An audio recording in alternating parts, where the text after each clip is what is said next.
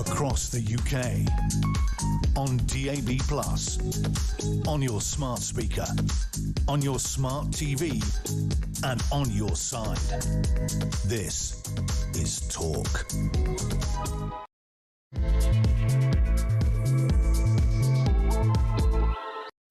Good evening and welcome to the Political Asylum with me, Samara Gill, here on Talk. Oh my gosh, the manhunt is on. Britain's most high-profile sex offender has accidentally been released from prison. Just let that sink in for a second. We can't stop them crossing the channel, we can't stop them preying on children, and now we can't even manage to keep them locked up. This isn't failure, this is absolute collapse of control. This is a state that can't secure its borders, protect its people, or even uphold its laws and be a functioning state. Britain is broken, and the people know it. Especially you people listening to this channel here tonight. If you want to have your say, 0344 499 1000 is the number to call. It's a party atmosphere in here, all things considered. All things considered, the country burning, pedophiles being absolutely freed from prison in an accidental way. I've got Will Kingston here, who's a political commentator. I've got Pete Barnes, who's a political strategist. There is a fine line between what those two things are. We're going to cross over, though. Can you really say someone's a political strategist if they work for the Conservative Party? Yeah, because I just end up being right most of the time. Well, that's the great thing about it. Guys, we are waiting for Jamie McIver. He is at the Flash protest and he is live at the scene. The people are angry. I mean, let's not forget, this is a guy who touched up a 14-year-old. He sexually assaulted her. He was put in prison. It was a massive win for the country. Then the people of Epping had that hotel that they were protesting outside. They wanted the asylum seekers out of there because of the sexual offender. That then got overturned by the government, so they got slapped in the face one more time. And now they might as well have been kicked in the teeth, as you said to me earlier, Will, because he has been let out. He has been freed accidentally. I mean, the incompetency is beyond, genuinely. I mean, I want to get your guys' opinion on this. I mean, what the hell is going on? Let's go to you first, Will. Well, for starters, you have an illegal on the run and you have two Australians on a British news channel. If this doesn't make this country wake up about the migrant crisis, then I genuinely don't know what will. On a more serious note, this is one of those slightly hard ones to come up with something insightful because the senior source, I think, sums it up. This is the mother of all F-ups. Yes. That is the bottom line. But with one foundational point, and that is that none of this would have happened if he wasn't in the country in the first place. The root cause is the immigration or illegal immigration policy of this government. Obviously, something administratively disastrous has happened, but it wouldn't have happened if you actually had a strong border policy. Pete? Yeah, I don't disagree with that, but I'd add on to this is how many times it has happened before and we haven't realised yet. Because let's look at when we had the release of prisoners out of jail. You know, the number of people who were incorrectly released at that point is astronomical. Now we've got this. You know, there's starting to be a pattern of behaviour here. And as I always say, the worst thing that can ever happen is when you have a pattern, there's a problem. And don't forget with the Afghan scandal, this government has formed covering these things up. Yeah, that's true. But there's also, again, there's cover-ups and then there's incompetence. I mean, let's remind ourselves of who this Hadush Kabutu is, who this person who is now free to roam around the streets of Britain as we talk right now is. He's an asylum seeker. He obviously sparked those nationwide protests because he assaulted a 14-year-old girl. He arrived in the UK on a small boat just days before the incidents in July. So he was living in the Bell Hotel in Epping, put up there, 4-star luxury actually, but you know, what's the difference these days? And a court previously heard how he told two teenagers that he wanted to have a baby with each of them. This is just days after he arrived in the country.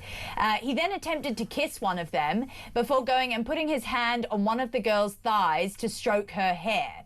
Now, luckily this other woman intervened. He then tried to assault her. So this guy is a serious predator. Probably, as I said earlier, probably the most high-profile illegal migrant sex offender in the country. country and he's just been freed. Thanks, David Lammy. Yeah, this is the point. A lot of people keep saying, he's on the run. He's not. He was released. Yes. There is the terminology we use. We have to be very careful with because he was processed, and nobody flagged this at any single point. Well, he's on the run now. My point is, at no point between the paperwork and it being processed did ever somebody go, "Wait a minute, this doesn't seem right."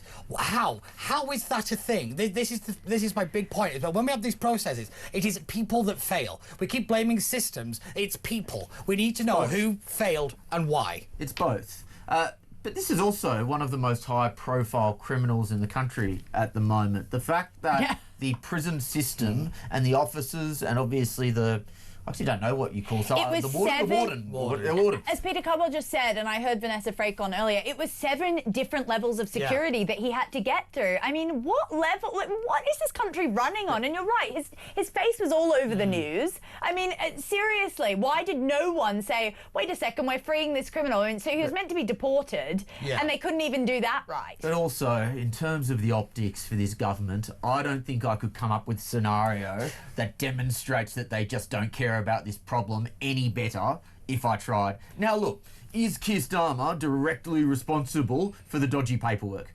No, he's not. Damn it. Actually, I'm not going to rule that out just yet. Don't, honestly. It's only early. We will make inquiries. But the policy of mass migration that he has championed and the failure to control the borders is responsible for why this man is now out on the streets. Well, how many more of these Habesh Kabutus are there? Because even just this weekend, I was up at a protest that was against migrant hotels within their area. And I had the amount of women and children I spoke to that no longer leave their house at night because they don't feel safe enough to leave is an absolute disgrace on this nation. I mean, the fact that a child is now not going to school because she doesn't feel safe enough to walk there because there is an illegal migrant hotel there. There are lots of men coming out there and jeering at the little school children as they walk to and from school. Is this not a national crisis, Will? It was, or peace. I was going to say it was a national crisis about 5 years ago. Yeah. If not longer. It lived not longer. This is the reality of it. We keep using that phrase, it's a national crisis, it's an emergency and all the rest of it. But until we actually see some urgency and some actual action, this is only going to continue. And in reality, this is only going to get worse. This is my point. This is the big problem, is that we're seeing all these people out on the streets and they're the ones being demonised. That's the real sickening bit about a lot of this, is the people who are actually have the most legitimate concerns are somehow the villains in this story, and it's wrong. Can I detour ever so slightly? You mentioned women and you mentioned children, Samara. And I think that if it wasn't for the bravery and courage of female activists in this country who basically said that illegal migration is a women's rights issue, a women's safety issue, we would still be getting that same old line that if you disagree with illegal immigration, you're a racist, you're far right, you're a Nazi. You know, the pink ladies, there's too many to count. Yes. The women in Epping, this has actually now become an acceptable, as it should be, position, and that is largely due, I think, to the fact that there have been so many brave women who have said, we don't feel safe in our own country anymore. I appreciate that, and it's up to the men too, and the men are sticking up for us, and I agree, it has become a women's and children's safety issue because these men really pose a significant risk, and that's even what this district judge said. He said Kabutu poses a significant risk of reoffending when he sentenced him to 12 months prison, and Kabutu's lawyer, Molly, said that during his trial it was his firm wish to be deported, so he didn't even want to be freed back into Britain. He wanted to go back. Well, can I say something, Samara? Is every single one of them a dangerous, violent sex offender? No, that's statistically impossible. But there are two things. Number one, we don't know. We just don't know. That is the problem, which happens when you throw your documents into the English Channel. And the other thing that I would say is, it's an unacceptable risk. It is a risk that we are taking on. I'm so sick of lefties on shows like this who come on and say, well, what about the white rapists? It's like, well, yeah. No lefties on this show tonight. That's right. Every country has... joke off, Com. Every country has dirtbags that they have to deal with. But that doesn't mean you need to bring more in unnecessarily. No. That's the issue. Yeah, we're importing the issue. You're completely right. And we don't need to. Of course, there's always there are technically more white rapists within this country because there are more white men within this country. And those are the stats. that, and I'm, but, you know, no, It's amazing how the left don't understand. Yeah. Well, I have to spell it out. But we shouldn't be importing this issue, and you make a really good point. But what I will say is this is the point, is we've actually got the data. We've got the facts to start backing up the argument, so they can't play the old race cards. They can't play the games. This is why you're seeing such a ferocious attack every single time you get these stories now, is because they know that the usual hands they play aren't working anymore, because we've got the data. This is why I keep saying that the things the pink ladies have done, and these protesters, is they've made it about one issue and they've stuck to it, and they haven't allowed deviations, and everybody's on the same message sheet. That is why this is working now, and it hasn't worked in the past. Do we know exactly what country this man was from? Yes, he was Eritrean. He was an Eritrean man. Yeah, so the Centre for Migration Studies have done the research on the... Yeah, they've got really forward-thinking ways of thinking about women in that country. I think Afghan immigrants are something like 22 times more likely to commit sexual assault. I think Eritrea is in that vicinity as well. Even if you want to dispute the data, on first principles, if you come from a country where you have had little to no education, where you have dramatically different views about the treatment of women, you don't suddenly magically become a Western liberal advocate as soon as you hit the beach of Dover. It just doesn't work that way. And I can't believe people don't understand I'd also just like to point out very quickly that I can't help but notice this has happened since David Lammy became Justice Secretary, who's in charge of this, so, you know, maybe we can start connecting those dots. Incompetence is that man's middle name. Let's go over to Epping live at the protest. We're going to go talk to Reform UK's Epping Forest councillor, Jamie McIver, who is there supporting his people as he always does. Hi, Jamie, one of my favourite people. Good evening, Samara. Evening, how are you? Well, I wish I could say good evening. This is a terrible, terrible evening. Yeah. This is a terrible evening for the people of Essex. This is a horrific evening, and let's all think of that poor family. This trauma gets worse and worse. And I actually feel for any victim of a sexual assault, no matter what the circumstances, how incompetent that the prison service could accidentally release a criminal onto the streets of this country by accident. These people, whoever is responsible for this, should be sacked tomorrow morning and should be on trial themselves for gross misconduct. Heads must roll at Essex Police. And you know something quite ironic? The police statement says there's a huge operation happening. There's about 8 police officers here right now. There you go, that's the evidence right there. Why are they policing worried parents in Epping who have a right to be worried? Why are they policing those, and why are they not in their cars looking for a criminal that has been released from prison by accident, who was sentenced literally weeks ago? This is an absolute farce, and it shows that Britain is broken. Jamie, I couldn't have put it better myself. And you know what? It shows that they don't care. I think the government showed you that they don't care when they used the Home Office to overturn your ruling to say that those illegal immigrants need to get out of that hotel in Epping. And now this is just another go at the people of Epping who just want safety. They genuinely just want the basic human right of being able to walk the streets at night. And now they can't even do that. And this pedophile is out there. He's out there right now. When the worried mums of this town took to the streets to peacefully protest a fundamental right in a British democracy, they were labelled far right and fascist, and we've had police put conditions on these protests which saw one of our single mothers arrested and put in handcuffs for flying the British flag outside a public building. We have seen the government put the rights of asylum seekers over the rights of British nationals, and the abuse of the European Court of Human Rights to be used against our own people. And we now are seeing the government failing in its fundamental duty to keep people safe by accidentally releasing a convicted criminal onto the streets of Essex. And at such a heightened, sensitive time, this is the most high-profile illegal immigrant to this country. This Ethiopian man arrived to this country in a small boat. Within days, he sexually assaulted a young girl in her school uniform, and he is tonight walking the streets of Essex. And I tell you something that just made me feel sick. The Tory candidate for Mayor of Essex just tweeted a statement, and at the bottom, it put, "Vote Louise McKinley for Mayor."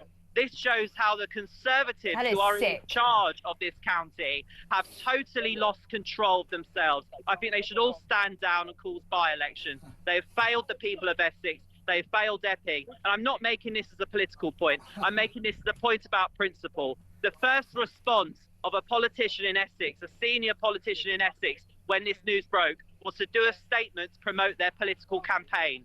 What an absolute disgrace. And this shows the mentality of these people. And these are the people we're supposed to have confidence in, representing us in court throughout this hearing to get the hotel closed. These people are worse than incompetent. They are incapable, and they all need to go.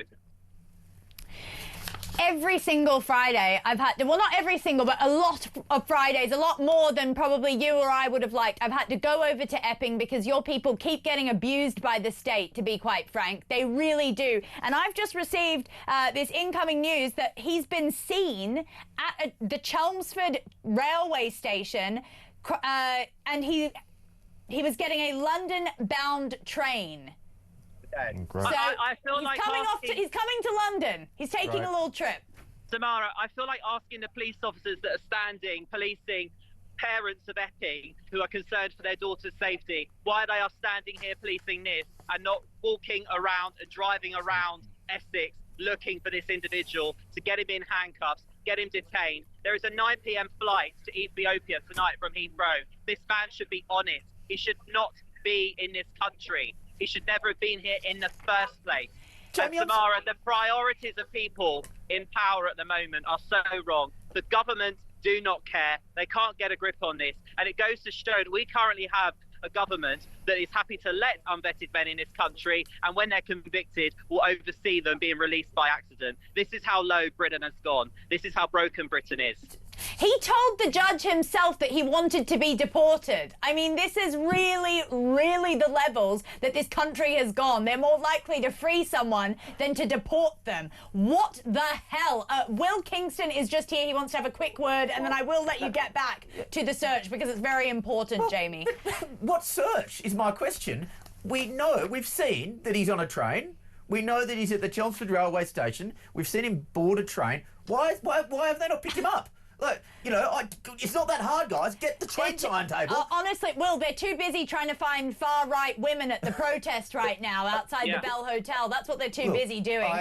Honestly. Samara, they're too busy hiring at taxpayer expense external KC to police my tweets at the expense of Essex County Council residents. They're too busy doing stupid things like that rather than dealing with the fundamental problems in this country. These people in power at the moment at every level, both in the civil service and the blob, and even, I would say, frontline operational policing, have got their priorities in the wrong place. Their priorities are not with the British people. Their priorities, sadly, are with rainbow lanyards and woke ideology, which is calling people like my mum and the other women over there far right. This is a council that has genuinely jailed someone for draping a flag across, for draping a Union Jack across a sort of a building, a council building. I mean, this is the type of council that you're dealing with, and I cannot believe that your people continue to be put last at the privilege of these illegal migrants that are taking up every inch of resources, or it seems to be every inch of resources within your town. Will, did you want to say something? Yeah, I want to add to that because that's a very good point in that the prison system is obviously overrun. The prison system is obviously broken. To have this level of error means that they obviously can't do the job properly. And why?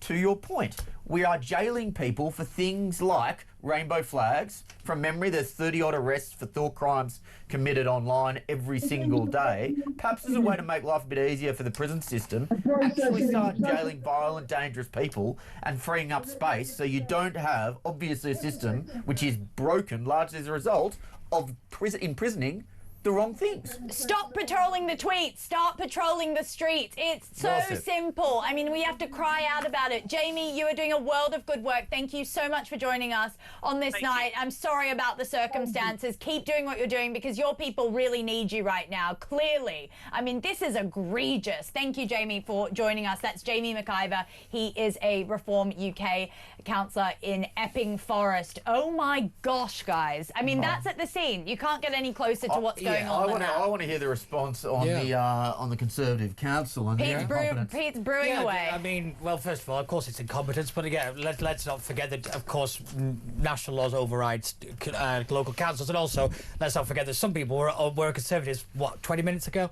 So before we start making things not party political, we made things very party political there. I mean, we're about to do it in the studio here again. Let's be very real that there is incompetence and there is structural problems. We can throw mud at each other all we like, but we have to get down to the fact that there is real problems here, and these lasted before anybody even cared about the migrant issue, which was most people. So let's be brutally honest here. The reason there are patrol people there and there are police officers there is because there has to be, because there is a gathering of people. It is about public safety. There is. And also, you can have as many people wandering around. If he's been seen at a train station, you have to be very careful, because we've had instances around the world where you start dogpiling on people, and people end up getting killed from it. So we have to be very careful about the language and the tones to which we use when we talk about this stuff. So let's be grown-ups in the room, shall we?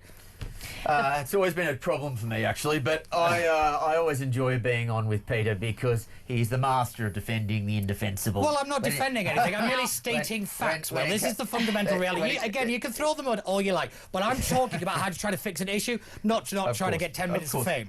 It's a little ridiculous. I hope for more than 10 minutes of fame. Perhaps victims of convicted illegal migrants should start suing the government. If one succeeds, then the government will take note, hopefully. Alison, I don't know if that's the case. No. Look, we have a lot coming up. I've got an exclusive with the Darlington nurse. That is going to be extremely interesting. They have spoken to no one but me here on this channel. Everyone's tried to get them. All the BBCs, all the ITVs. No. They're going to be giving us our exclusive. We're also going to be talking to Sarah Pochin from Reform UK and her thoughts on this egregious misfire by the government. And also we're going to have exclusive footage of the escaped migrant. We're going to be showing that very, very shortly. It was filmed just recently. All that and much more after the break.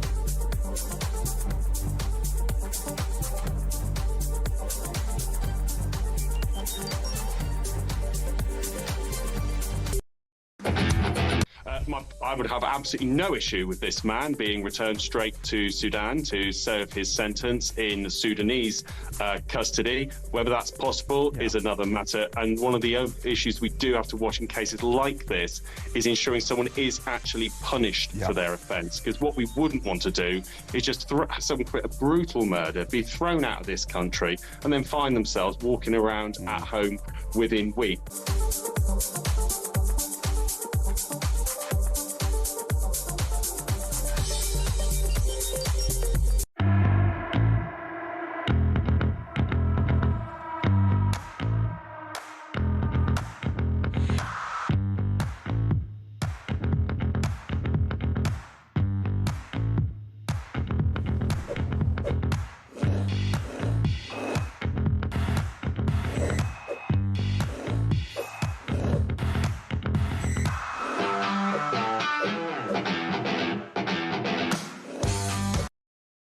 Across the UK, on DAB+, on your smart speaker, on your smart TV, and on your side. This is Talk.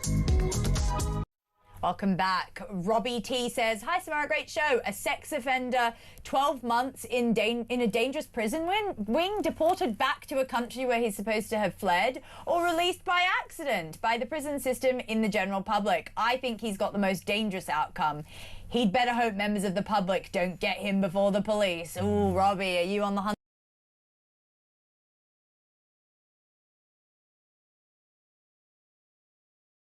Legitimate Citizens arrest? This is a legitimate concern in that trust in the police in this country has completely broken down, and it is an inevitable consequence of that that you will see more vigilantism because they no longer believe that the police can do their job and protect them. So sadly, and no one at Talk is advocating for vigilante violence. No, but it is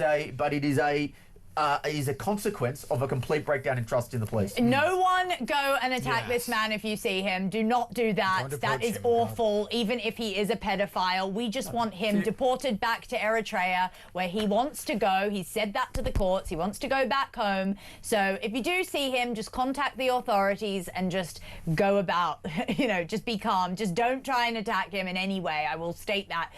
0344 499 1000 is the number. I've got Chris in Epsom on the line. Hi, Chris. Welcome to the show.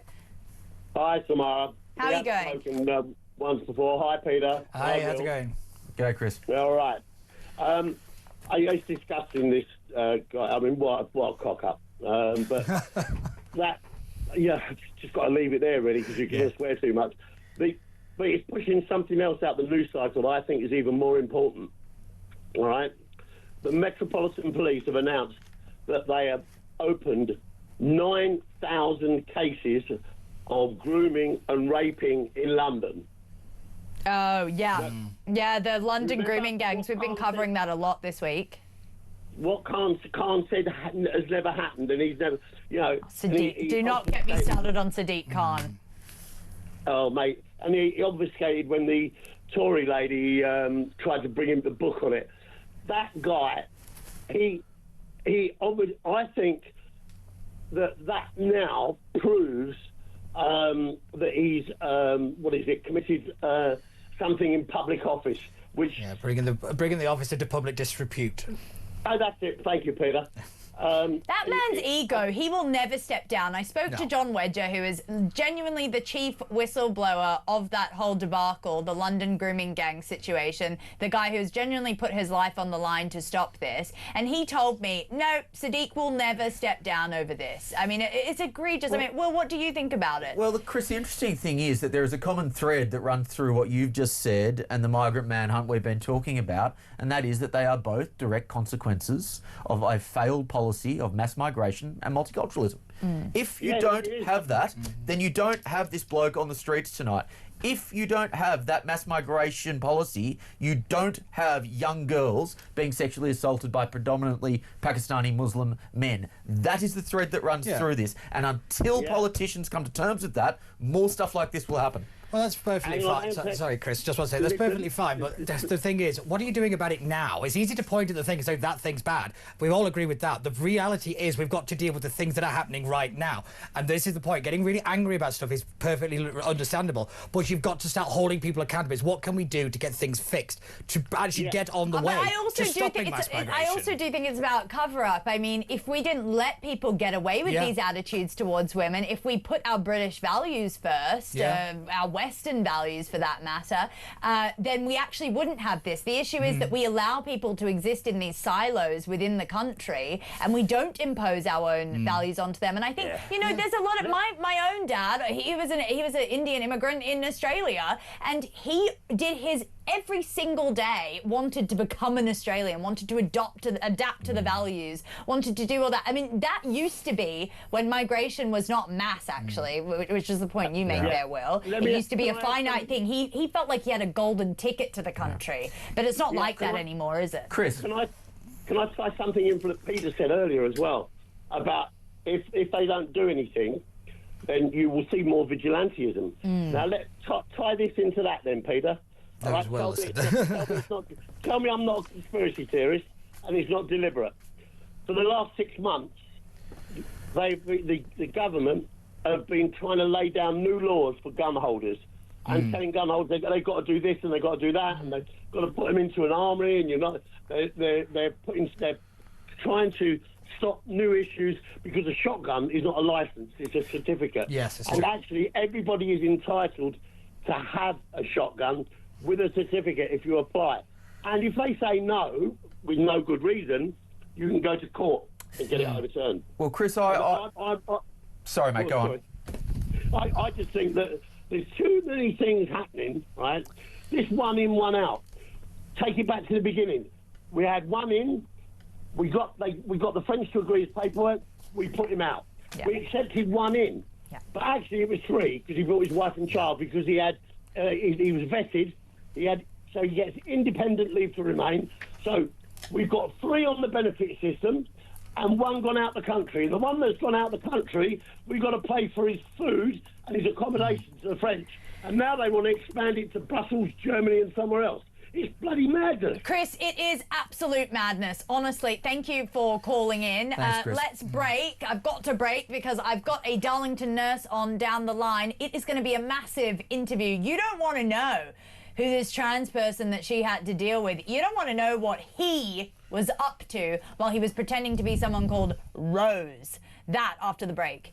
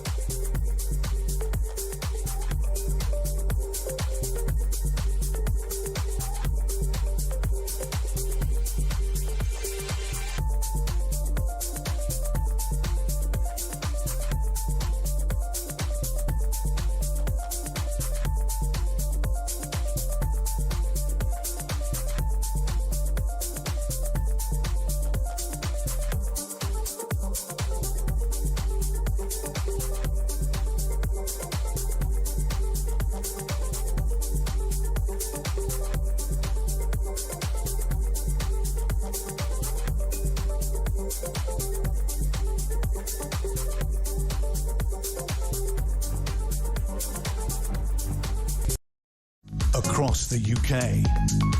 On DAB+, on your smart speaker, on your smart TV, and on your side. This is Talk. Welcome back. We are just discussing this insane train trip that this illegal pedophile migrant is taking who's been freed. We're going to come to that after this. But let's go into something really, really serious. The Darlington nurses have been absolutely, they've been put through hell through this court case. I'm going to talk to one now. I'm going to go straight over to her. Karen Danson, welcome to the show. Thank you so much for joining me. Hello, good evening. Evening. I mean, I was reading the latest developments about Rose, who is this person who has been causing you absolute hell. Can you talk me through that? What has been going on? Well, right from the beginning. So we've got a policy in our hospital called transitioning in the workplace. Technically now it's illegal because of the Supreme Court judgment, but our hospital are abiding by it. And it basically means that any person can just say, I identify as a woman, and they can come into our changing room. So there's a... Which, Karen, I know for you is really tough because you've had, I don't want to get... It's very dark, but, you haven't had the best time with particular men in your life. No. They haven't treated you properly as they should have. And, from a young age, there was sexual abuse going on. Yeah. Which shows the trauma that was inflicted. And then obviously you were re-traumatized when you had to share this changing room with this male. 100%, definitely. We weren't even warned that he was going to be in there. I just remember getting him from work and he's in there half-dressed, pestering me to get changed. Oh, I had a massive panic attack. 26 of us went to our managers and through to HR to complain about it, and they didn't do nothing to help us at all, apart from tell us that we needed to be re-educated, broaden our mindset, be more inclusive. And one of the top people, Andrew Moore, thinks he's really clever, and he introduced kindness training after the girls went public as what I see as a form of punishment aimed at us, but obviously he couldn't say it's just for you girls, and got everybody to do this mandatory training.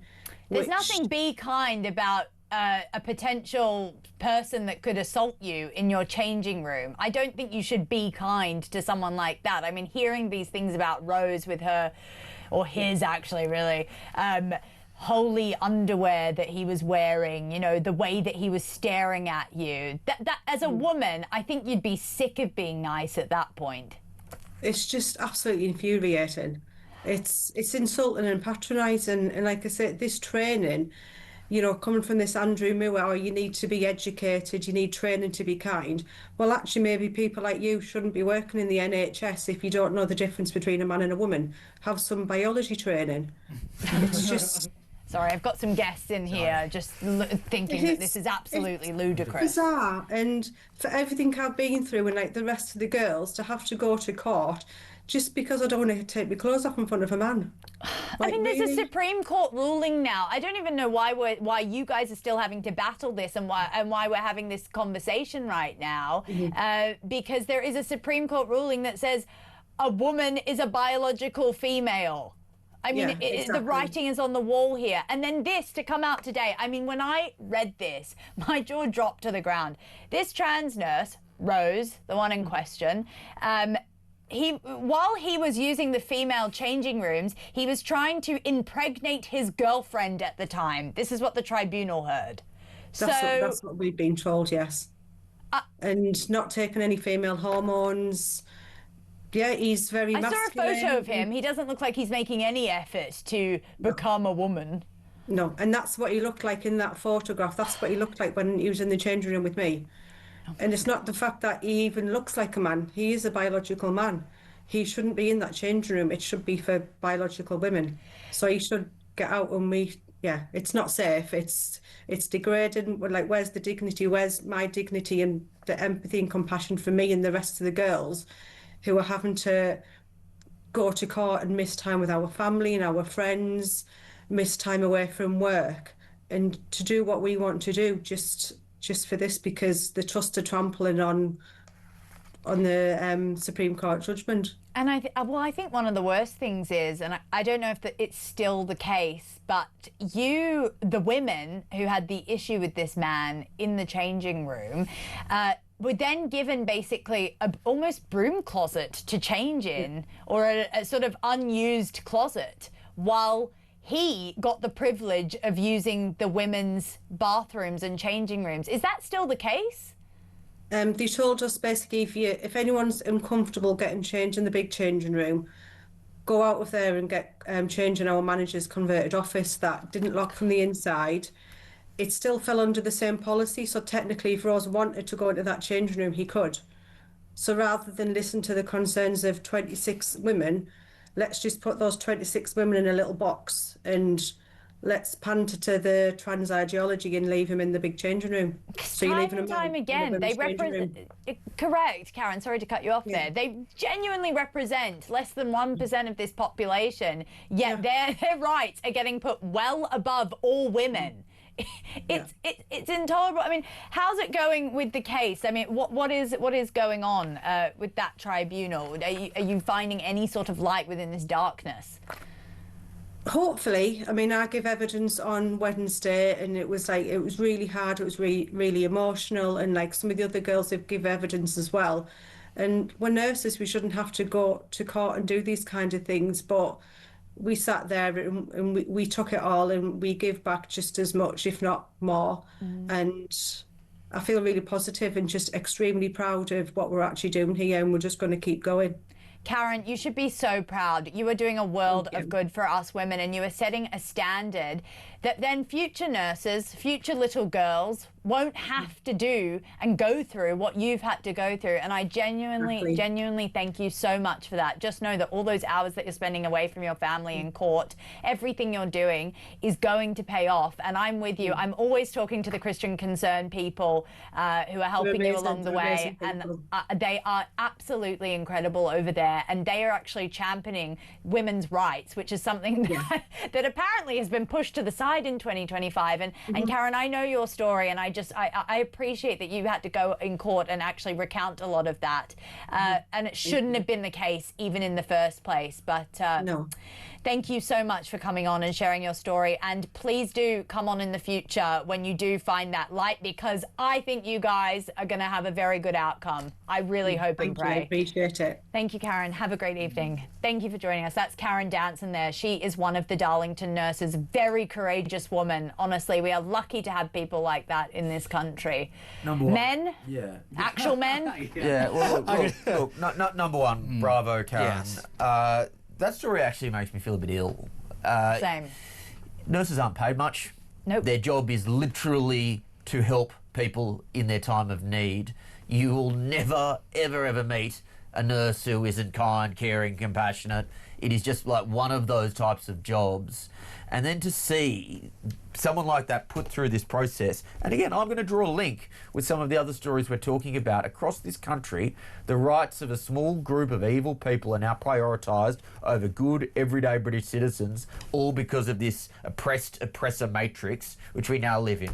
Because trans is an oppressed group, because an illegal migrant is coming from, some sort of minority background, they are prioritised over British people. That is the common link. This is, I didn't want to bring it up with Karen because it's really, really sensitive, but it is in the public domain. This is a woman who was sexually abused by her own father when she was 6 years old, and she completely got re-traumatized when she saw that man. How many times have we heard that story this week? Yes, exactly. So, Good people are yet again having to relive the most horrific things, because horrific things keep happening and nobody's doing anything about it. And woke ideology. 0344 499 1000. Give me a call about anything we've discussed tonight or any news story. Bring it to me. But we will be giving you updates on the Epping pedophile illegal migrant who is on the loose right now. He has been freed. Don't worry. Yeah. He is on the loose, and we've got an update for you after the break.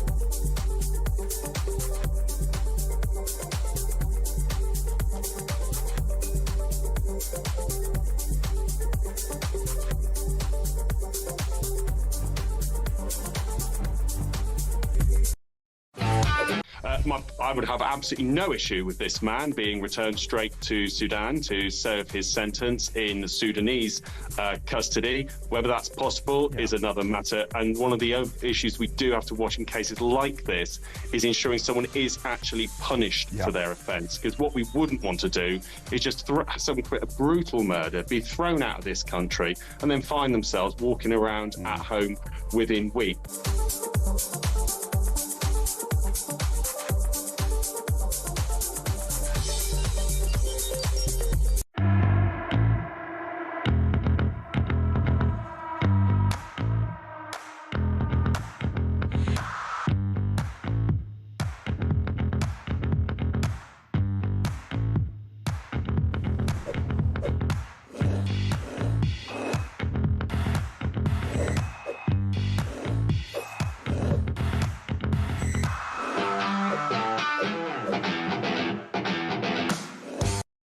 Across the UK, on DAB+, on your smart speaker, on your smart TV, and on your side. This is Talk. Welcome back. Oh my gosh, I've got a really, really shocking video to show you guys. This is from today. This is new footage of Hadesh Kabutu, the Epping Hotel migrant who sexually assaulted a 14-year-old girl. He's at the Chelmsford train station. Let's have a look at this footage now. I'm going to talk you through it if you're listening. Okay, so there he is. He is talking to some pals. That's definitely him. He's got very distinctive features there. Yeah, he seems to be talking to some pals. What's he trying to do? I mean, is he trying to... Okay, he's got a bag full of stuff, like he's been freed. It's quite crazy. I mean, he seems kind of confused. He wanted to be deported. He's in his grey prison outfit. I mean, he's very noticeably... I cannot believe... I mean, sorry. A Tweedledee and Tweedledum running the police service? How did they not find this guy? Ironic. He sticks out like a sore thumb on the street. This is ridiculous. I don't want to blame whoever it is who is videoing this, but why have they not gone to the nearest police station immediately? It's not like he was sprinting down the street. He was pretty casual. Yeah. There are so many things about this that just don't add up. I think that's a really good point, Will, actually. It's all very well taking the videos of these people, but, you know, there is a next step. Do not confront them in any way, shape or form, but ring the police. It's easy to take the video. And we see this all the time with these kind of situations. It's about actual people taking some responsibility in the society they want to see better. Yeah. But, you know, I hate to use the Gandhi phrase, but be the change you want to see. You know, step up to the plate a little bit. Yeah, no, I completely agree. I just think that this is almost a joke. Like, this country on the world stage is looking like a joke. He's very clearly identifiable. I actually thought that maybe, you know, he was in a bit of a cap and a jacket situation. You wouldn't be able to notify him. But no, he's just out there. He looks just as confused as everybody else is. But so for people who are listening, he had a shopping bag. It looks like he's done his weekly grocery shop. Yeah, he had a bag of his stuff. It's stuff that he'll have been released from prison with. It's a clear plastic bag. Yeah, right. Yeah, that's what it is. Just when I think of escapees, I think, you know, hiding behind trees and then sprinting down to the nearest safe haven. Yeah. He was just casually walking down the main road. He looked noticeably confused. It is bizarre. He looked very noticeably confused. He looked like he was kind of... I guess trying to talk to people that he thought would speak his language. Yeah. I mean, this is I'm trying to keep a straight face here. I mean, you do better than I am. This is a fast-moving story, but from what I understand, he was at the Chelmsford train station. He has boarded a train to London. Yeah, that is the latest information I believe we have. Yes, that is. Now, questions need to be asked. Why, again? He's still free. That is still free. Number one, why hasn't the train been stopped immediately? Doors locked, police zooming to the scene. Because you don't lock people in with a person that you don't know what they're going to do. This is the thing.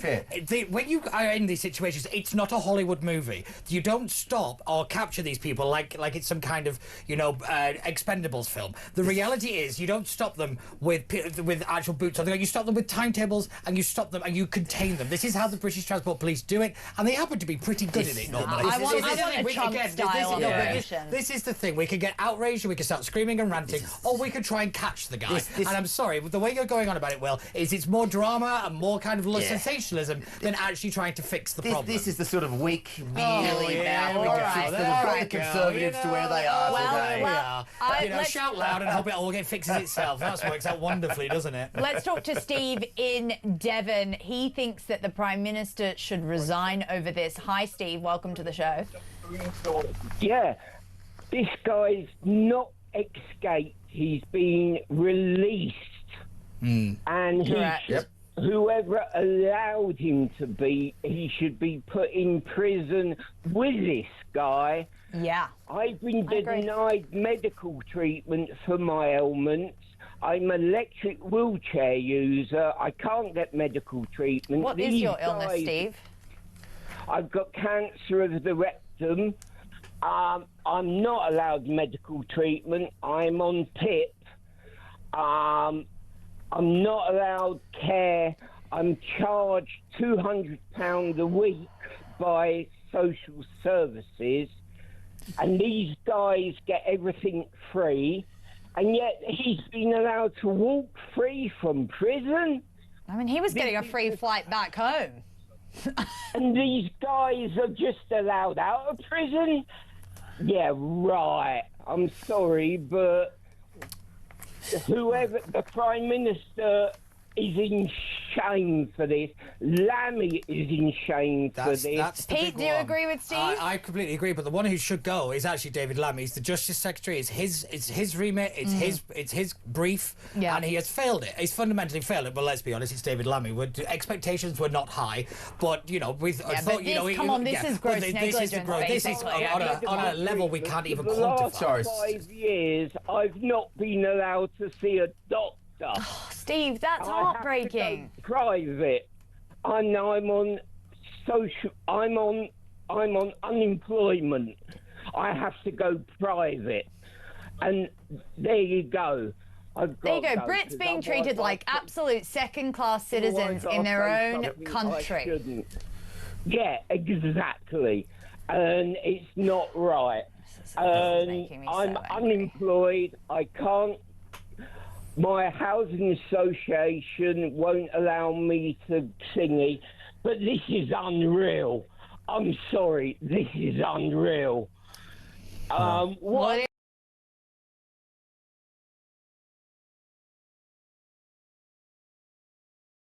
Right, sorry, I'm going. Well, strength and love, Steve. Strength and love, mate. Yeah, honestly, I think Steve echoes a lot of the sentiment of how people are feeling right now. I mean, this is sort of, the straw that breaks the camel's back. It's like we were already feeling... I just feel sorry for the camel at this point. How much more straw can we have on this camel? It's a great point. You know, sometimes when we talk about these issues, we think about them in the abstract. Yeah. As in, sometimes, I'll make the argument on TV, you shouldn't be prioritising non-citizens over citizens, which of course is true. But then when you hear a story like that, it takes it to a very human level and it makes you realise just how immoral that really is.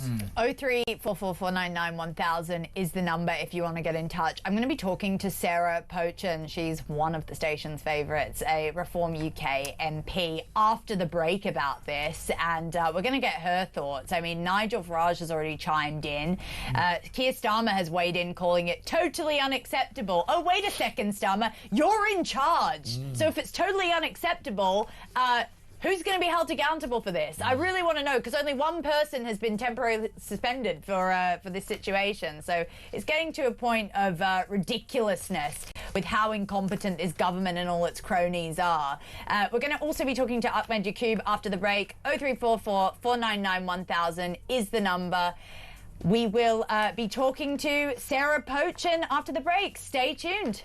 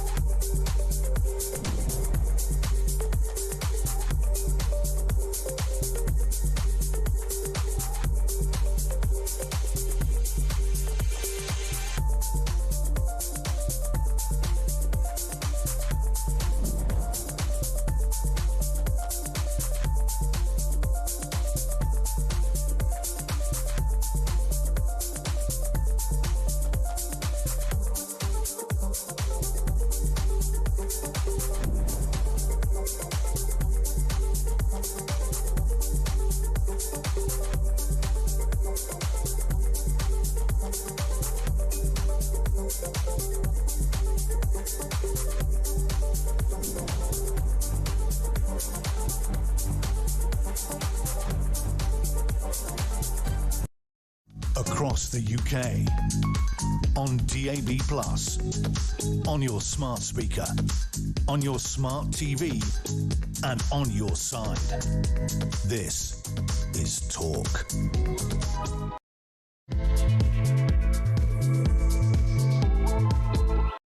Welcome back to the final hour of the political asylum. This has really gone quickly today because we've got some insane news to get through.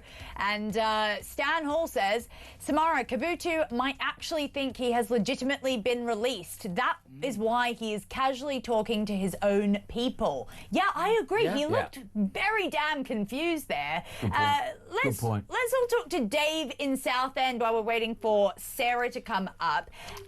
Dave, welcome to the show. Oh, good evening, Samara. Firstly, Mr. Barnes, you just talk a load of crap. Well,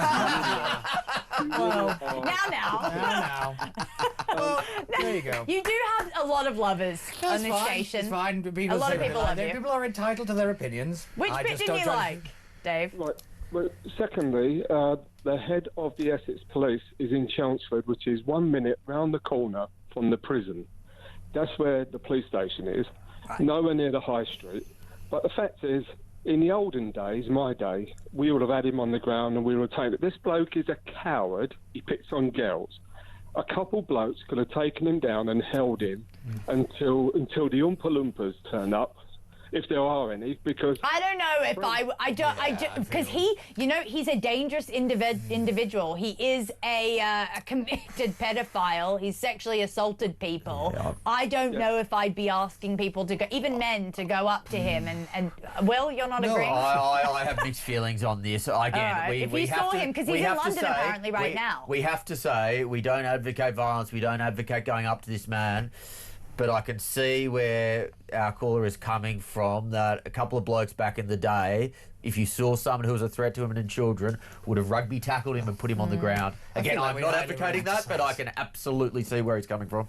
I feel like we rather highly romanticise a lot of that, if I'm being brutally honest. No, I don't think we do. I think we really do. Oh, here we go. That kind of, we just love a bit of a bravado, don't we?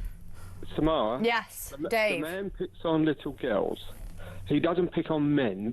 These are cowards. Yeah. We have in this country the right as citizens to hold and detain legally anyone that has committed an arrestable offence. He committed an arrestable offence and that he was tried. He hasn't been legally sent out. He's been sent out by mistake. He's still a felon and he should still be held to account. Well, if he's been released, he's not a felon. This is the technical point. This is why I keep saying that language is really important. People might say I'm talking nonsense, but wait, the so you're language saying we can't rearrest him? But no, but I'm saying is, if you have to. This is the point: is that you don't want to get yourself in trouble because of bravado and because we want to all rush in and be the hero, be the white knight. Unfortunately, that is not how society actually works. That's not how a civilized society should work. You can shout rubbish all you like, but you know, if you approach this guy and you get into trouble, don't come crying to me, because this is the problem of just running ahead like a bull in a china shop. Nobody is thinking. And this is how you end up with the people released like that, because nobody thinks. Yeah, again, I don't really think you need to think that hard when there is a man who is a danger to women and children on the street, and you have the opportunity to detain them. Personally, and again, I'm not advocating, I make sure I say the right legal stuff, but personally, I would make sure that person is detained. I'm going to throw it out to you guys. 0344 499 1000 is the number. Give me a call on how you think we should catch this guy. He's been freed, yes. Legally, he has been freed. He's slipped through the system. Even when he is one of the most high-profile sex offenders in the country, he's managed to slip through the cracks, which shows you, I mean, how many more Kabutus are there out there? Genuinely. Yeah. How many people are there that have done this? I really start to question how competent this government is. Now, someone who's really good at talking about how incompetent this current government is one of my favourite people. I'm having a bit of a fangirl moment right now. It's Sarah Pochen. She is the Reform UK MP for Runcorn. Hello, Sarah. Welcome to the show.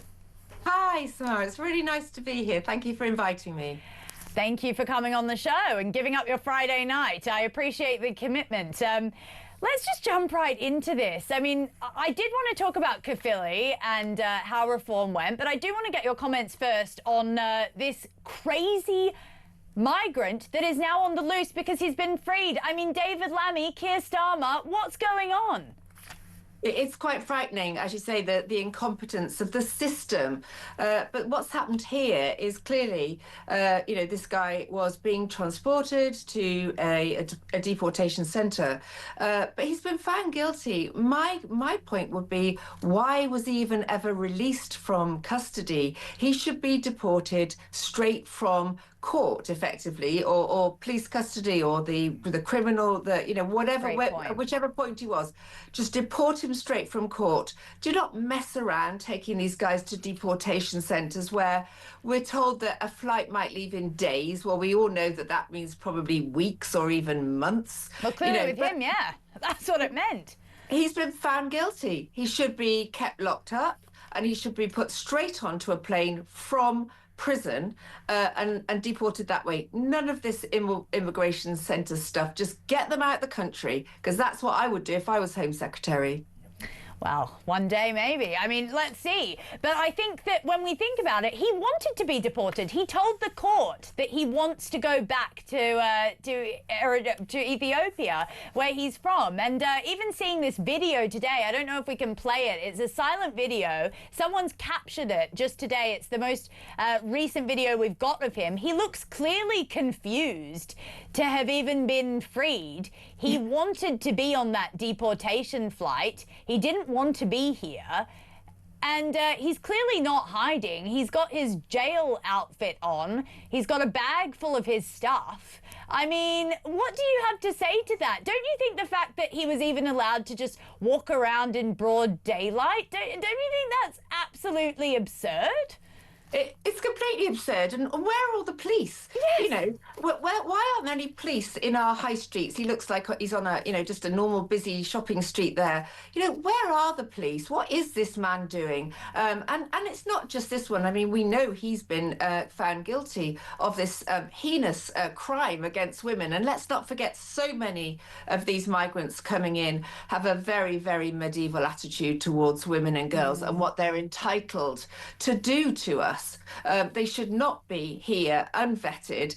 We don't know who's coming into this country anymore. This government has lost complete control. Do you know that when they come in, no DNA is taken, no biometrics are taken, absolutely no fingerprints are taken? I mean, you or I cannot get into the United States of America and soon to be Europe without giving our fingerprints and facial biometrics. But this lot can come straight. Neither can I as an Australian. I also had to give over all that information when I moved here.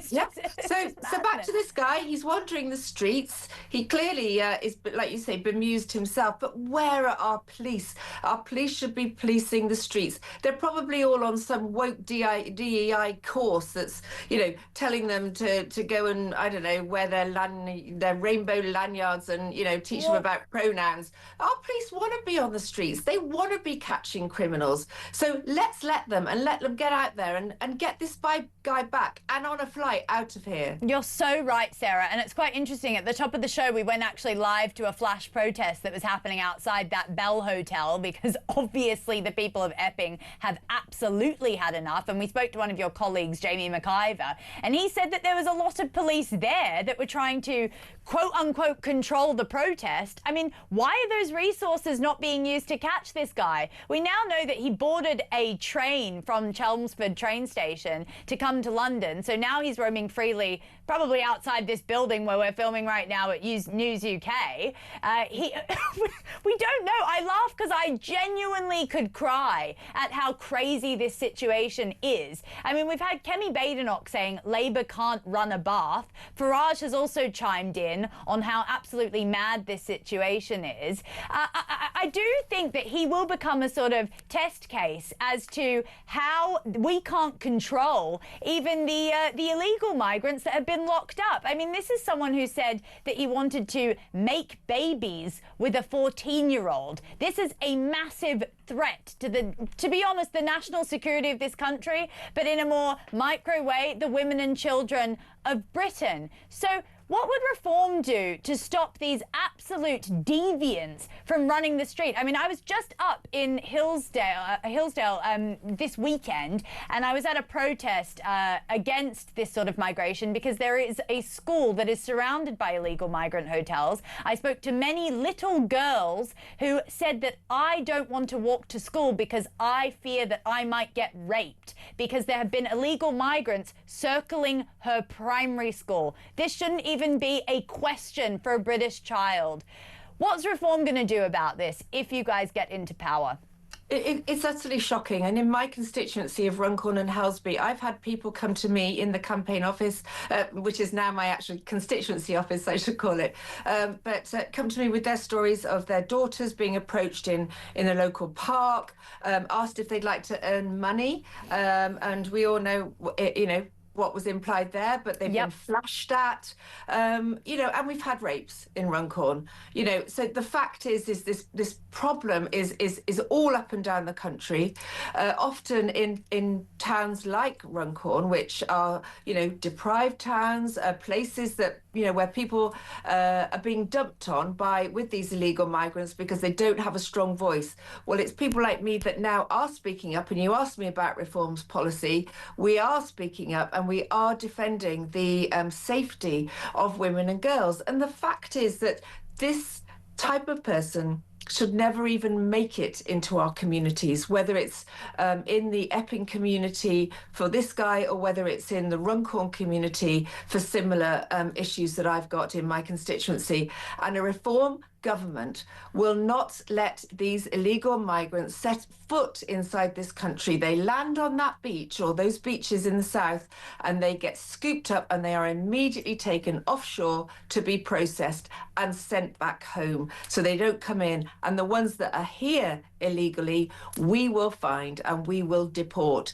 But you have to leave the ECHR to make this happen. Yep. And there is no way that a Labour government, and I believe no way that a Tory government, because they had 14 years to do so, will ever be brave enough to do that. But a Reform government on day one will start that process. It's a 6-month process. We will start it. We will leave the ECHR, and all of these illegal migrants will be deported.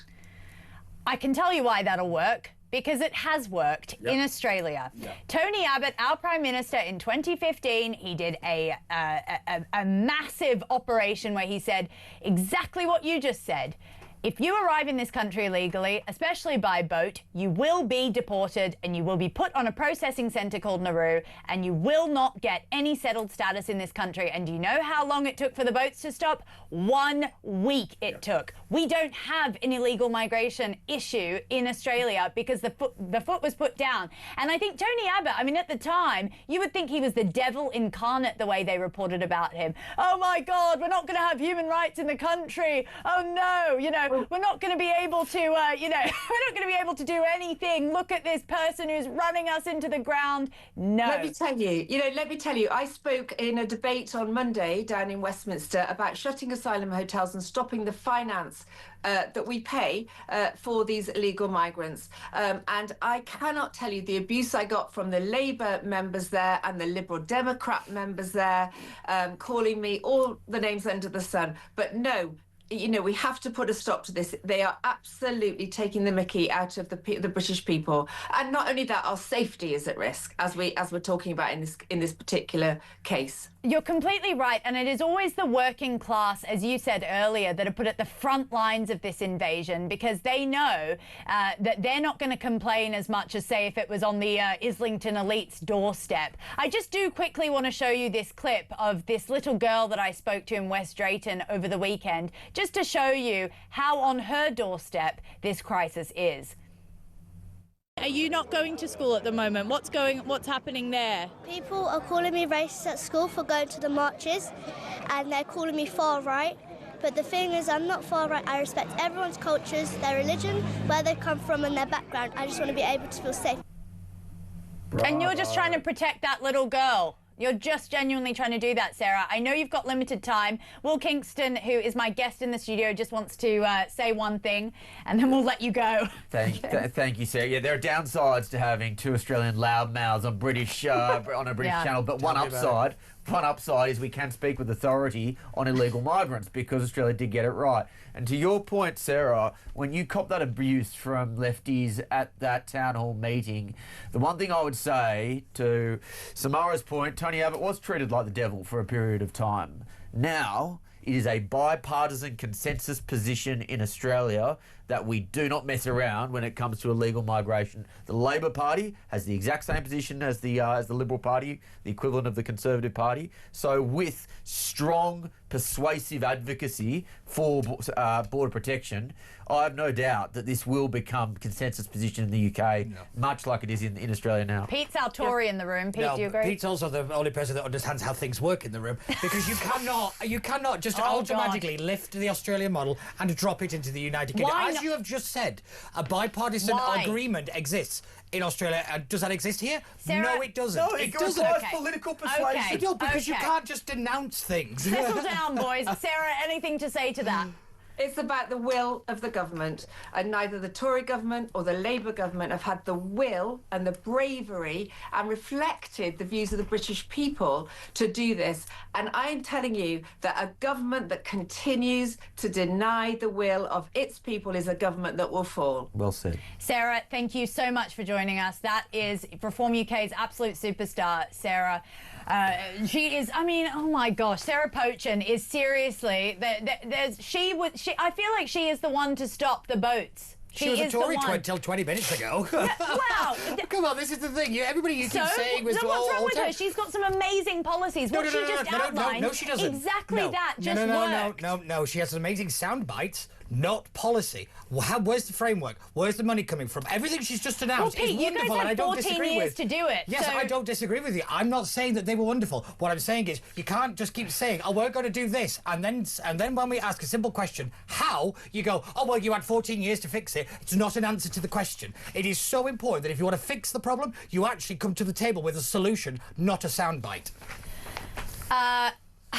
The issue is with the Conservatives is that anything they say, you can just say, well, you had 14 years. And then the issue is with reform is that whenever you ask them a question, I can tell you, she just outlined Australia's immigration policy, and Tony Abbott is actually your close friend, Will. I will go so far as to say that. And he is the one who has stopped the boats. And I enjoyed Tony at the Conservative conference the other day, saying basically put a mothership in the middle of the English Channel, get the Navy in there, and then in the dark of night, send these people back to where they came from. Look, get rid of the CHR, repeal the Human Rights Act, and then make sure that you have naval and zero tolerance naval presence in place to make sure that they do not hit the beach. And then you take them for offshore processing, Ascension Island or wherever. So which is it? Do not hit the beach, or you scoop them up when they hit the beach? What? Because Sarah just made the same point. You can't say do not hit the beach, but then make sure we scoop them up when they hit the beach. Well, if they hit the beach, this is the point.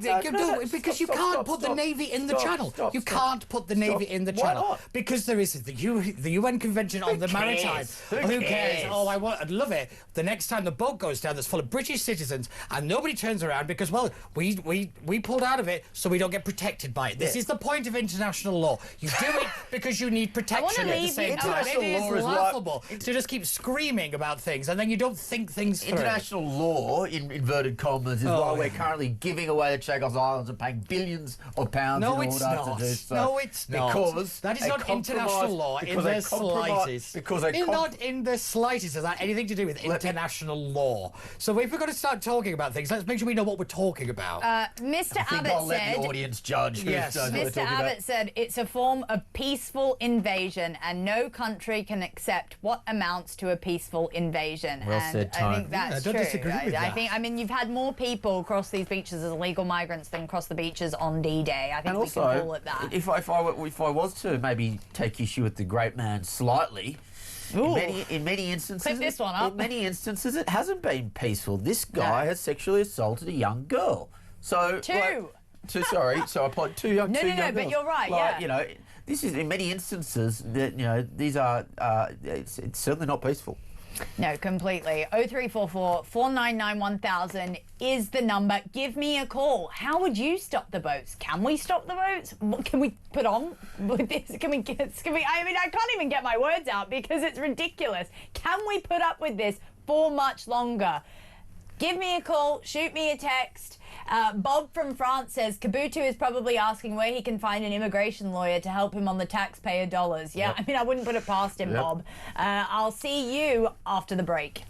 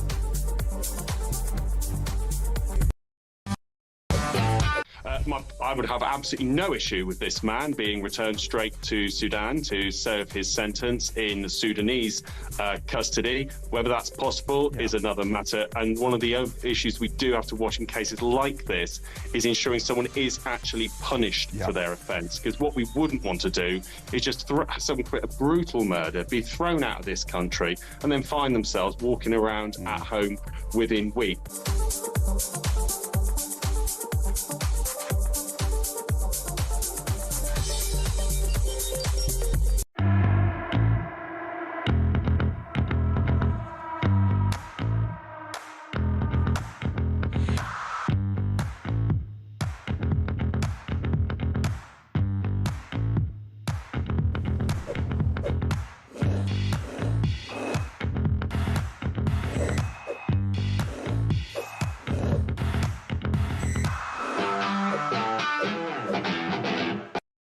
Across the UK, on DAB+, on your smart speaker, on your smart TV, and on your side.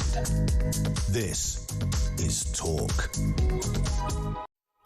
Welcome back. Now, the other night I was sort of lying in bed, scrolling on my phone, and I was pretty upset about what had happened to the Jews around Birmingham because of what happened with Aston Villa and all these terrible MPs that were starting up petitions to basically sort of start this, well, I would say Germany 1930s style Jews can't come to football matches type of scheme.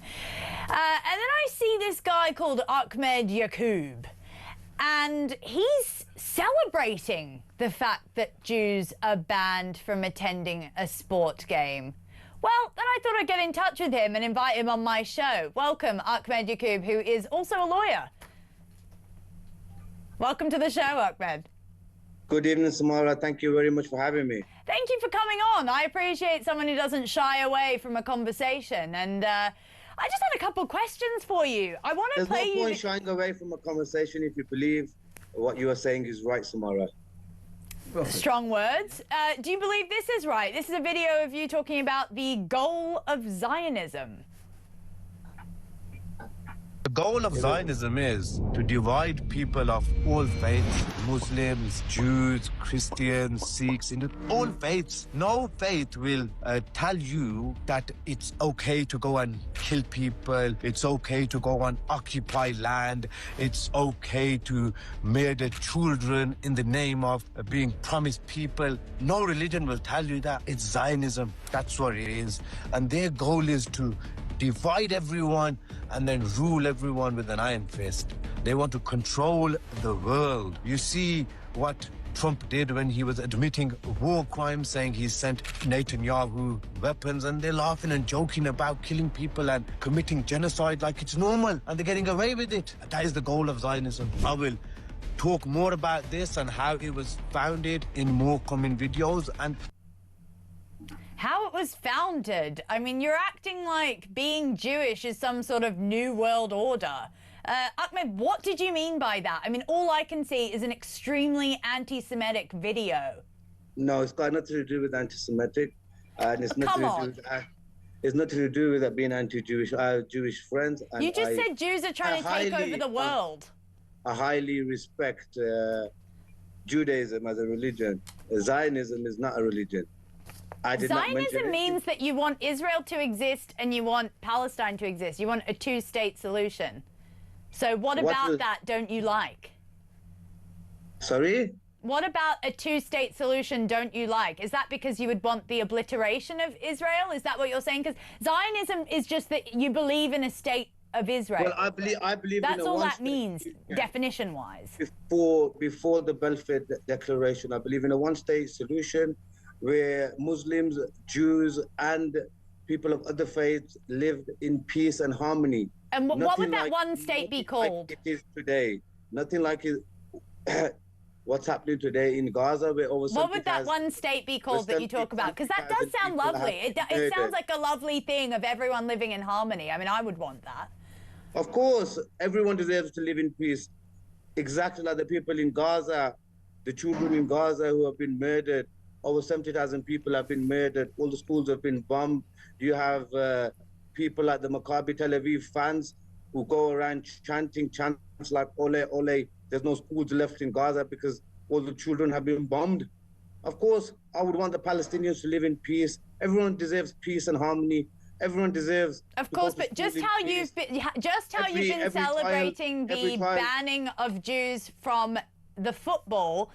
Would you want Jews to be included in this one-state solution that you talk about? Of course.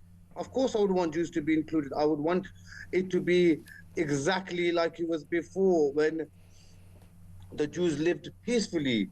You have to remember that the Jews came into Palestine after World War II, after the Europeans have expelled them, after the Holocaust. After Hitler killed so many Jews, that's when it was before then. But yes, I mean, look, let's move on to Aston Villa. Now, you seem to really celebrate the Jews being banned from the football match. Let's take a look at that video. Yeah, let's have a look at it. Maccabi Tel Aviv fans have been banned. Good news for Aston and Aston Villa supporters. And we need to thank our brother Ayub Khan for all his hard work. But that was the start of the work. We've got the violent fans away from Aston. Now is the next step. Absolutely, like my dear brother Ahmed Yaqub just said, that the fans have been banned from coming, and rightfully so. Fans who in Amsterdam were chanting, kill the Arabs. The next step is, if we are banning countries like Russia and not allowing their fans to come, then quite rightly, we shouldn't be only banning Israeli fans. We should be banning Israeli teams. That's why on the day of the match, we will be here joining the many groups that are protesting, and I'm sure we're making enough noise to show them our disgust with the Israeli establishment. We need to unite because we need to send a clear message to the Israeli establishment that we will not stand with any sort of genocide, and we will stand with the Palestinians. Netanyahu will know and will receive a strong message when Maccabi Tel Aviv does not play at Villa. Remember that.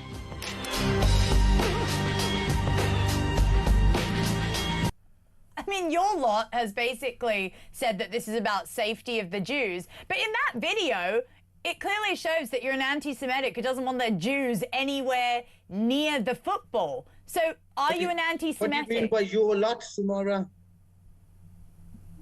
Pardon? What do you mean by your lot?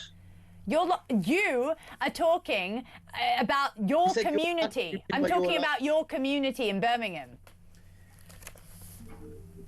First of all, let me tell you something. This ban, this specific ban, even though I'm against Israel being in these competitions, and I'll tell you why, I'll come on to that, because there shouldn't be double standards. If Russia can be banned, then Israel should be banned as well. But this specific ban had Wait a second. Russia waged a war with Ukraine. Israel was attacked by Hamas. Those are two very, very different things, if you really want to get into it right now. Samara, Ukraine is a country with military capability. Gaza is a strip with 28 miles and doesn't have military capabilities. Oh, they've been firing quite a few rockets. Which rocket? It's a country run by terrorists. Let's bring in Will. Will King. It's a strip of 28 miles, Samara. Come on now. Distance is not the problem. It's really not about the size in this situation. Let's bring in Will. Ahmed, the question, the point. Will is here. Will Kingston. He's a political commentator. Israel fighting against sticks and stones. It's bombs. Yeah. Well then, sticks and stones. It's armies. It's terrorists versus their kids. That's what that's what the war is about. Okay, I would politely suggest if all you've got is sticks and stones, then don't start a war against a militarily more advanced enemy. But the question around double standards, is an interesting one. Do you start a war with an occupier? They started the war. If we really want to get into it. Am I going crazy? Are you gaslighting me? I mean, really? Hamas started the war. Do we really need to get into basics? No, we don't. I do have a question. They have a right to defend themselves, and they have a right to bear arms to defend themselves. Yeah. I've heard. We've heard the arguments before. I've got a question on double standards. Pretty much any qualified international legal expert will say there's no evidence of a genocide in Gaza. There's no evidence of intent. That's what not the International Criminal Court is saying. There's no evidence to suggest that there is an attempt to ethnically cleanse a minority. There is, however, let me finish, please. There is, however, obvious evidence that it was a genocidal act on behalf of Hamas on October 7. Hamas are the ruling authority in Gaza, at least they were democratically elected. So would you, my question is, mate, do you want the question or not? My question is, if there was a football team that was associated with Palestine, would you also be comfortable with making sure that anyone affiliated with them were banned from attending that match? Well, it'll be very difficult for people to attend a match. No, don't dodge the question. On principle. Athletes have died. 800 Palestinian athletes have been killed by Israel. So it'll be very difficult for them to come to a football game. We're talking about the UK. No, stop. You're dodging the question on principle. What would your answer be? If they are dead and Israel have killed the Palestinians... Stop deflecting and start answering the question, Mr. Kuzinski. I'm sorry, I find this absolutely astounding that I'm taking a moral lecture on chants when for the last few months here in London we've had From the River to the Sea, a chant that is about the extermination of a country, and yet people like you, silent. and yet you hear one chant, you know, from which I agree with, I think is an awful chant. However, you're now trying to get people banned, and yet you are silent on the other. You want to talk about ethics and morals and principles? I'm sorry, you start playing the game fairly, or you admit that you've just got the bias. Because I'm absolutely exhausted of hearing the. Oh, please, Mr. Yakub, that is absolutely ridiculous. There's no bias about saying it's wrong to bomb hospitals, to bomb schools, to bomb. Tell it to Hamas then on October 7th. You know what I'm annoyed about with this conversation and where you're going, Ahmed, is actually because Hind Rajab, who's an 8-year-old child, was shot over 100 times. Your Palestinian politics has infiltrated this country, which quite frankly doesn't have much to do with it. Okay, I want to get back to Birmingham because it seems like your Gaza MP contingent seems to be running an anti-Semitic campaign against the Jews of this country. Now, can you tell me? No, can you tell me? Let's get onto the football game. Let's get onto the football game. So was it right to ban? It's got nothing to do with the Jews. It's got nothing to do with banning Jews. And as you can see here from my video, there are these Jewish brothers who are outside the Aston Villa football game. Honestly, if you have to show it on your iPhone, it kind of doesn't help the case. Yeah, I want to just know, so you're happy about the Jews being banned from Aston Villa? I just want a yes or no answer. It's not the Jews. The Jews are not banned. It's the Maccabi Tel Aviv fans. Well, what is it there? Well, with respect, you keep using this excuse. Again, looking for Muslims. Mr. Yakub, you can keep talking over people, or we can actually have a conversation. The fundamental reality is you keep using the Amsterdam example as a kind of the basis of it. Only 10 of the 62 arrests at that incident were even connected to the club. The rest of them were so-called locals, and we use that in a very broad sense of the term. The reality is that incident was based on anti-Semitism, and it was based on attacks on the Jewish community. That is what you are quite happily advocating here in the United Kingdom. No, please, it is beyond the pale. Let me speak, please. If you respect the law, this ban was imposed, and you can read in The Guardian, it was leaked. Oh, The Guardian, leaked yesterday. It was leaked yesterday. I'm not making it up. A report was leaked from the safety advisory groups, and they recommended the ban not for the safety of the Maccabi Tel Aviv fans, but for the safety of the public here in Birmingham. So the police, the West Midlands police, are of course going to try to look after their civilians and their citizens. It's got nothing to do with being Jewish. Out of intelligence. Can I just ask, is there anything else that, I understand that you think that this is about the Maccabi Tel Aviv fan safety. I know that that's the hill that you've chosen to die on. Now, do you believe that Jews should be banned from anything else in Britain? Should they be, or anyone associated with Tel Aviv, should they be banned from maybe going on buses? Maybe taking trains because it's a bit unsafe for them? Of course not. Like I said at the start of the interview, before the state of Israel existed, Jews lived within the Palestinian lands, and they lived there very peacefully. This is not about what's going on ages away. We're talking about our country right now. This is what I really get annoyed at, is we keep getting absolutely misguided by the politics of somewhere thousands of kilometers away. And hundreds of years ago. Yes. Exactly. Is that what you guys believed in, that this was promised 3,000 years ago, the land? Yeah, okay. Out of curiosity, you could make the same argument that pro-Palestinian marches present a threat to the community because of civil unrest as a result of people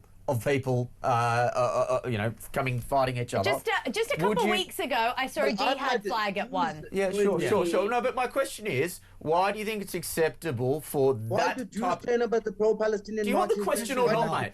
Why do Orthodox Jews turn up at the pro-Palestinian marches? I don't really believe a lot of Hamas-sponsored propaganda, but yeah, call me a radical. I'll have one more crack at asking a question. Who do you think pays for all of that, Mr. Yakub? Who do you think pays for all of that? This is pointless. If you're not even going to listen to questions. People personally, they're not Hamas. Do you condemn Hamas? I know them personally. Do you condemn Hamas, Ahmed? I condemn every There we go. Say the words. Say the words. Oh yeah. So you don't condemn Hamas. That's really nice. Okay. Has a right to defend themselves, and especially if people are being occupied. Any people who are being occupied have a right to bear arms and defend themselves against the occupiers. Okay, cool. So you've just defended a terrorist organisation. We're great. We're off to a great start. I've defended the right to defend yourself from a terrorist organisation. You couldn't say the words. You were given the opportunity and you didn't say the words. That says everything that we need to know. Say what words do you want me to say? That Hamas are a terrorist organisation and you denounced them. I said to you, I'm against every proscribed organisation. Okay. I'm not with any terrorist organisation. He's a lawyer, guys. Just let him be the lawyer. I'm also for the right to defend yourself against any occupying entity. And Israel is an occupying yeah, sure, okay, fine. and we can't argue against that. I'll have one final crack at asking a question. If you think that there is a risk of civil unrest at that football game and therefore that Jewish supporters should be banned from attending, when there is also a threat of civil unrest at Palestinian marches, why are you comfortable with them not being banned? Because there has been more violence towards pro-Palestinian supporters and there's been less violence against Jews, and these are the numbers. You can check them up yourself. You can check the stats. No, and the anti-Semitic hate crimes rose by 1,400%. Yeah. And it was much less against the Muslim community. I mean, do I have to tell you about just in Manchester, we just had a terrorist attack against Jewish people, and then what a smack in the face to then have Tel Aviv fans banned from attending a football game. I mean, I just genuinely don't understand why this pro-Gaza contingent continues to rise up and sort of control these areas. Genuinely, where do we go from here? Are you going to ban Jews from anything else? Jews are not banned from anywhere, and they won't ever be banned from anywhere. Yeah. Okay. On my watch, anyway. As we stand, the Maccabi Tel Aviv fans. I don't know what you're thinking, Pete, but Jews are very welcome in Birmingham. I've got a lot of love for Jews. I'm sure you do. Just final question. What does River to the Sea mean to you? From the Jordanian River to the from the Jordanian River to the Mediterranean Sea? Yeah. It wasn't a geography question. Yes. Palestinian will be free. And what does that mean? Free from what? Free from terrorism. Oh, terrorism. Oh, okay. You mean, isn't it run? It's run. It was okay. You'd have to keep that out of Palestine first. Well, free from apartheid. Free from apartheid. Okay. Look, honestly, I'll continue to enjoy watching your TikToks from afar. Thank you for coming on the show. But honestly, oh my God.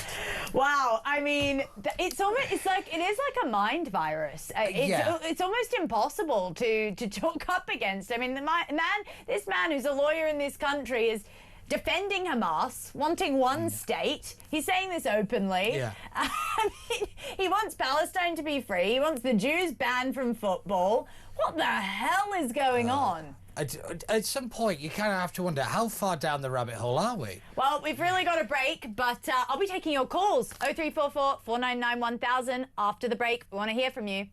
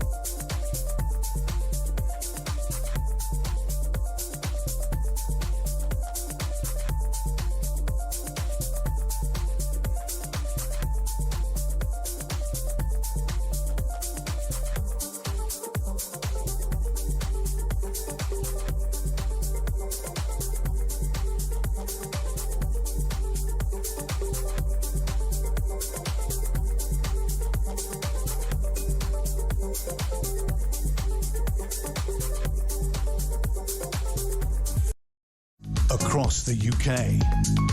On DAB+, on your smart speaker, on your smart TV, and on your side. This is Talk. Welcome back. Well, now it's time for your calls. We seem to have run over a little bit, and I've got a absolutely heaving phone box. But let's go to Luke in Hampshire. Luke, welcome to the show. Hello, guys. Nice to hear from you. Hello, hello. What did you want to say?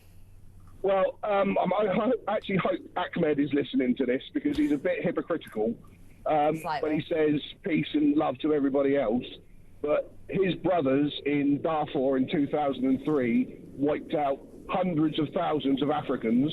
The same thing is now happening in Nigeria. Yep. And when somebody said during the Sarah Poachin interview that it's all about a peaceful invasion, it's not peaceful. I would love somebody to do a time-lapse map of the spread of the Muslim faith and Islam across from where it first started and how many hundreds of thousands of people have been killed because of the spread of this disease, and it is a disease. But how interesting as well, isn't it, that there aren't any marches for Darfur or for the Uyghurs in China or for Nigeria. Nigeria is a prime example. Yes. There's one difference, isn't there? There's only one difference, isn't there? And we all know what it is. The Jews aren't in Nigeria. Yeah. Well, yeah, they're not. But the Africans are, and they're being slaughtered in their hundreds of thousands. It's the Christians as well. Yeah, the Christians. Yeah, but the liberal left in this country don't seem to care about that. And let's flip the script. You've got Muslims in China that are being persecuted. Yeah, the Uyghur population, all part of the One China philosophy. Where are the leftists there? There's something going on. It's all about naked Jew hatred. Let's be real. Palestinian marches are being paid to do it. We've got to have an investigation on who is sponsoring these leftist arseholes. Sorry, pardon my language, guys. It's called Iran. And they've been at it for a decade, if not longer. It's very. We already know. This is the thing. We already know, and for successive governments and successive civil societies have all just looked the other way. This is the thing. We don't need the investigation. We know who's doing it. Everybody knows who's doing it. We're just doing nothing about it. That's the problem. And we do apologise for the slightly coloured language, but the level of passion is absolutely understandable because it is so frustrating that every week you see this stuff happen.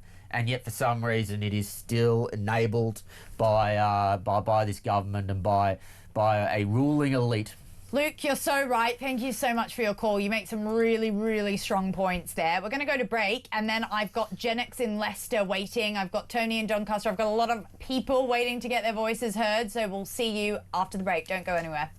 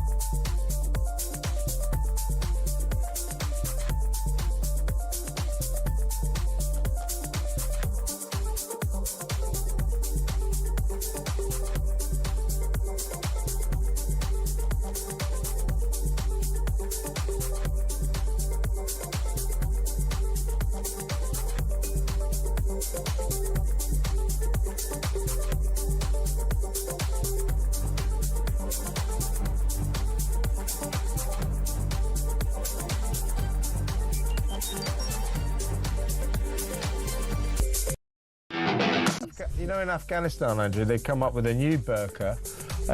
They've decided that being able to see both of a woman's eyes is too sexually provocative. Really? So there's a new one with only one eye, which is unbelievable.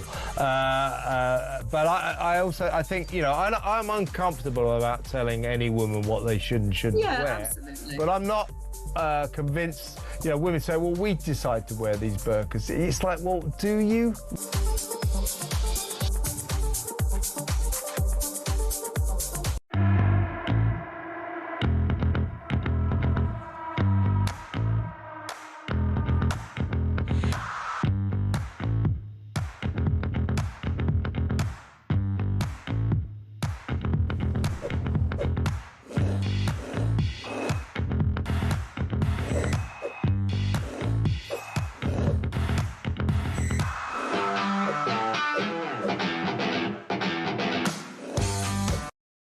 Across the UK, on DAB+, on your smart speaker, on your smart TV, and on your side.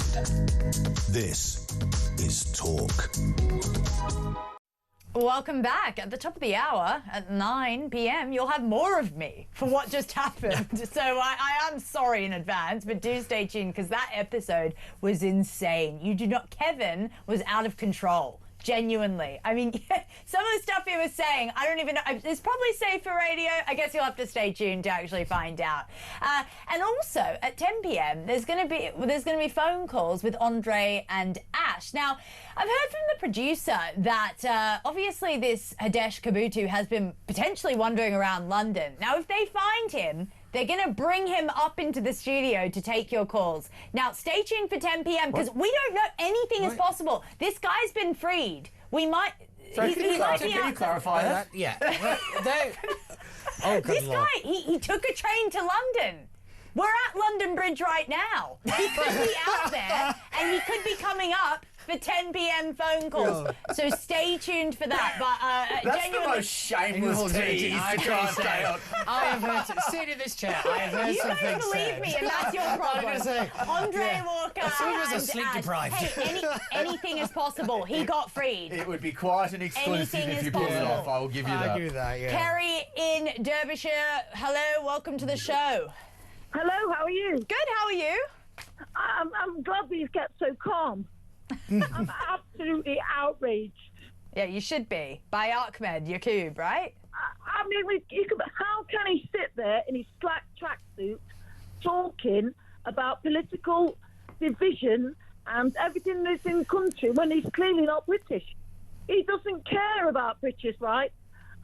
Look, to be fair, he is British. He is British, but he's representing a lot of Gaza-esque policies. I can tell you that much. Yeah. Yes, but he doesn't. He should be representing Britain, but he's not. He should be representing Britain, but all he's because he is British.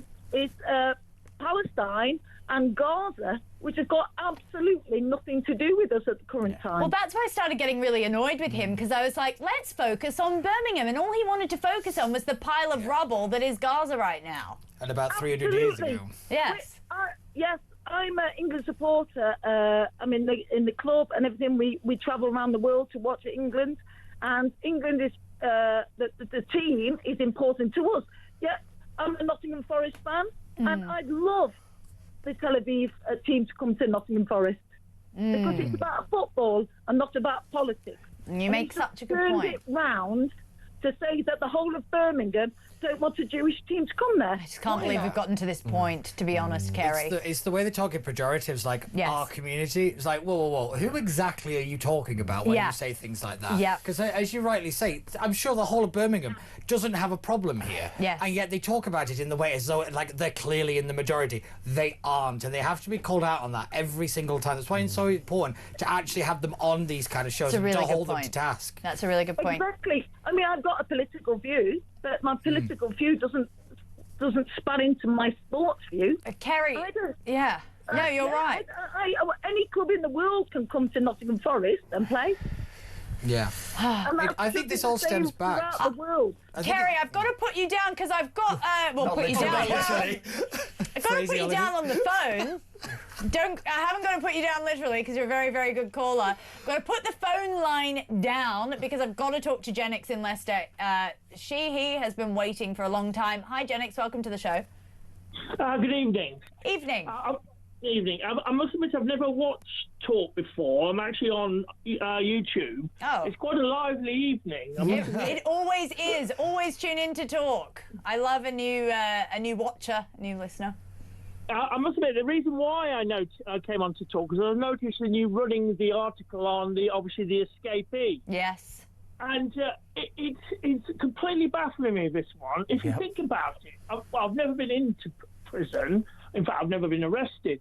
But if you're being released from prison, I imagine the paperwork goes with an interview with you explaining your release condition. Yep. I would have thought so. Somebody must have given the man who has been released a release condition. Yeah. Because when he was seen in the middle of Colchester, he was completely relaxed. He was... he looked a bit confused. I would be but he was. It looked like he was talking to people he knew from maybe the hotel. Yeah, I agree with you. That's a great point. If you think about, you've been released and you've escaped, and you know that you've escaped because they've got it wrong. You're not going to stand suddenly in a shopping centre and then walk to a train station where you're vastly visible. You were going to climb on a train. You may even buy a ticket. And not that everybody does these days.